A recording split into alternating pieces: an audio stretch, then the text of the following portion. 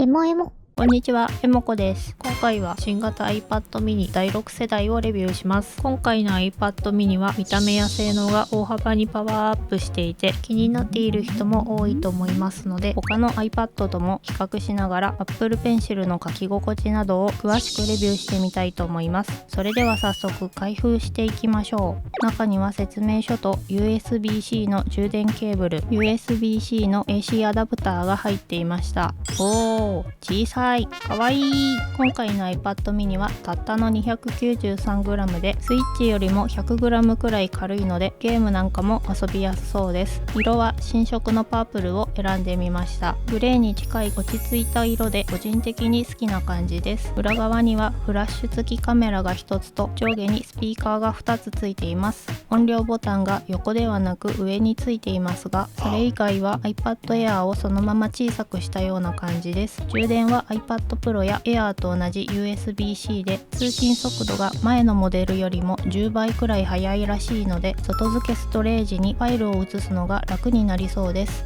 大きさは A4 の紙半分よりもやや小さいくらいで iPad Pro 12.9 インチと比べるとかなり小さく感じます。初期設定は iPhone や iPad を持っていればクイックスタート機能で簡単に設定できます。指紋認証が電源ボタンについているので縦持ちと横持ちの両方でロック解除しやすいように左右の指を登録しておきます。電源ボタンを押して画面をつけた時に一緒に指紋認証もしてくれるのでロック解除がとてもスムーズです。ただ iPad の電源ボタンは何度も押さえると壊れやすいので、個人的には電源ボタンを押して画面をつけずに画面を指でタップして画面をつけたり、蓋を開けるだけでスリープ解除できるケースを使って電源ボタンは指紋認証の時に触るだけにした方がボタンが長持ちするかなと思います。設定が終わりました。画面の大きな iPad に慣れているとアイコンや文字がかなり小さく感じます。画面に表示される情報量は他の iPad とほぼ一緒で画面をそのままギュッと小さくした感じです。ブラウザの表示範囲も同じくらいなので大きい iPad と同じ感覚でサクサク見られそうです。ただ私のミニは縦画面でスクロールすると画面がぐにゃぐにゃ動いて見えるゼリースクロール現象が発生してしまいます。これは液晶の仕様らしく他の iPad だと横画面で発生しやすいのですが iPad mini は縦画面で発生してしまうので、縦画面でブラウザや SNS をよく見る人は気になってしまう人もいるかもしれません。せめて他の iPad と同じように横画面で発生するなら、横画面だとあまりスクロールしないこともあり気になる人が減ると思うので、次のロットか OS のアップデートでこっそり改善されそうな気がします。あとホーム画面のウィジェットの中の文字とか小さめの文字がミニだとさらに小さくなって少し読みにくいです。なので文字が読みにくい人は設定アプリの画面表示と明るさからテキストサイズを変更で大きくするといいと思います。私は iPad で漫画をよく読むのですが、画面の大きさが漫画の単行本と同じくらいなので1ページずつならほぼ原寸で読めて、スマホの小さい画面で読むよりもすごく快適です。軽くて持ちやすいので大きい iPad で読むよりも手が疲れにくくていい感じです。Apple Pencil は iPad Pro や Air と同じ第2世代のペンに対応しています。第2世代のペンはペンをトントンして鉛筆と消しゴムを切り替えられたり、くっつけるだけで接続と充電が簡単にできます。私は今回一番安い新型 iPad 第9世代も買ってみたのですが、そちらはペンが第1世代なので充電するときに iPad に挿すかケーブルで充電しないといけないのが少し面倒です。ただペンの書き心地はどちらもほぼ一緒なので、古いペンだからお絵かきしにくいということはないと思います。前回のミニは第1世代のペンしか使えなかったのですが、今回からプロとミニで同じペンを共有できるのが嬉しいです。本体の大きさがペンの長さと同じくらいなので、ペンをくっつけた時の見た目が手帳っぽくて可愛いです。最近 iPad が日本語のペン入力に対応したので、しばらく手帳代わりに使ってみようと思います。Apple Pencil は筆圧傾き検知にも対応していて、ペンを押さえる力の強さで線の太さや濃さを調整できるので、イラストを描きたい人にもおすすめです。新型 iPad mini は画面がフルラミネーションで、ペン先と画面の間に隙間がほとんどなく、ちゃんとペン先から線が引かれているように見えるので、パソコンの液タブと同じくらいお絵描きしややすいと思います。中身のチップも最新の iPhone13 と同じ A15 バイオニックなので処理の重たい筆でもサクサク書けました。ただ Apple Pencil はちょっと高すぎるので、お絵かきしない人で文字だけ書ければいい人は筆圧感知がついていない安いペンでもいいかもしれません。ペンがツルツルして書きにくい人は画面が紙の質感になるペーパーライクフィルムを貼ると書きやすくなると思います。別の動画で安いペンと Apple Pencil を比較したり、いろんなフィルムの書き心地を検証しているので、気になる人はそちらも見てみてください。画面の発色もすごく綺麗です。色域が iPad Pro と同じ P3 で高色域なので再現できる色数が多く iPad Pro と同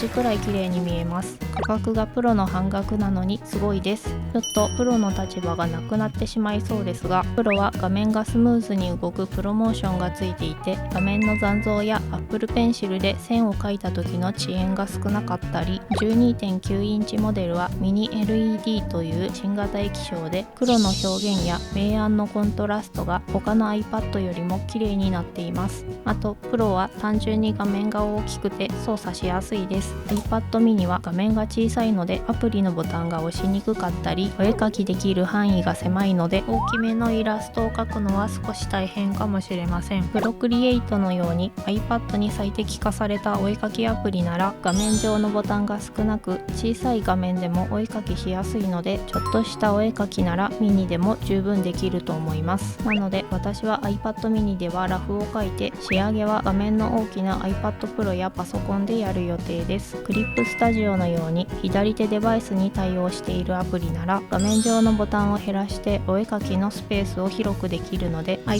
mini で本格的なイラストを描くこともできると思います。この製品は無線で邪魔にならないし2000円くらいで買えるので、気になる人は先日投稿したレビュー動画を見てみてください。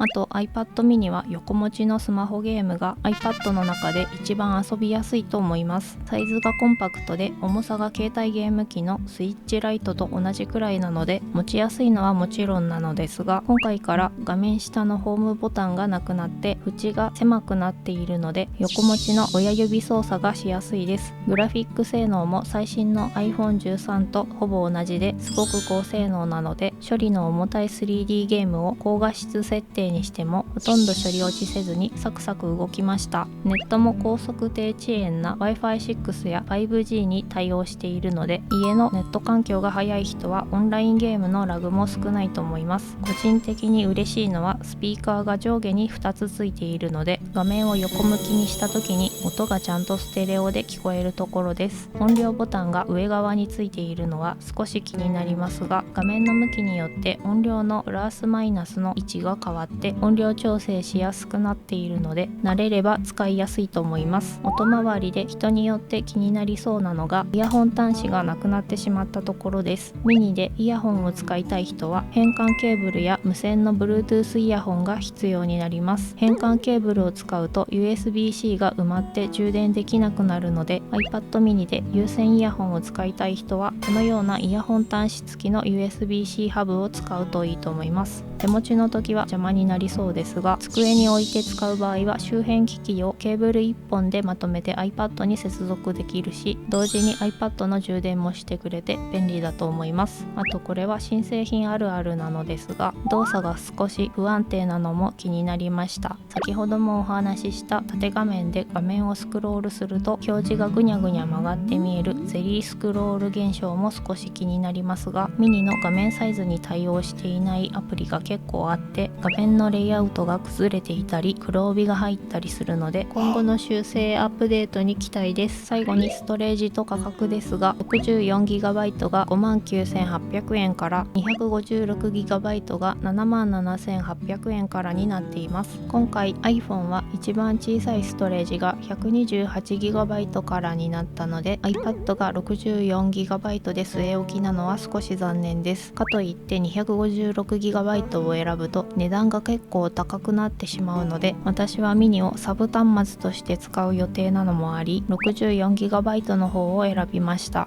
ミニの小さな画面で動画編集をやる人は少ないと思いますが、 iPad で動画編集やゲームをしたい人は 64GB だとすぐに容量不足になると思うので 256GB を選んだ方がいいと思います。今回の iPad mini はデザインがリニューアルされたばかりで、しばらく大幅なアップデートはされないと思うので、 iPad mini を長く使う予定の人は 256GB の方を買うのもありだと思います。というわけでいろいろと見てきましたが、新型 iPad mini はメインの iPad としてがっつり使うというよりは、普段使っているスマホやパソコン iPad Pro の不満なところを補ってくれるよくできたサブ端末といった感じで、正直なくても困らないのですが、 iPad Pro が大きすぎて持ち運ぶのが辛い人とか、スマホゲームをもっと大きな画面で遊びたい人なんかは2台目のサブ端末として iPad mini を使ってみるといいと思います。よかったら参考にしてみてください。近々新型 iPad 第9世代のレビューや普通の iPad と iPad mini を比較した動画も出す予定なので、よかったらチャンネル登録してお待ちください。このチャンネルでは iPad の便利な使い方やお絵かき関連の動画を投稿しています。この動画が参考になったよという人はチャンネル登録や高評価、コメントなどしてもらえると動画を作る励みになるので、よろしくお願いします。ご視聴ありがとうございました。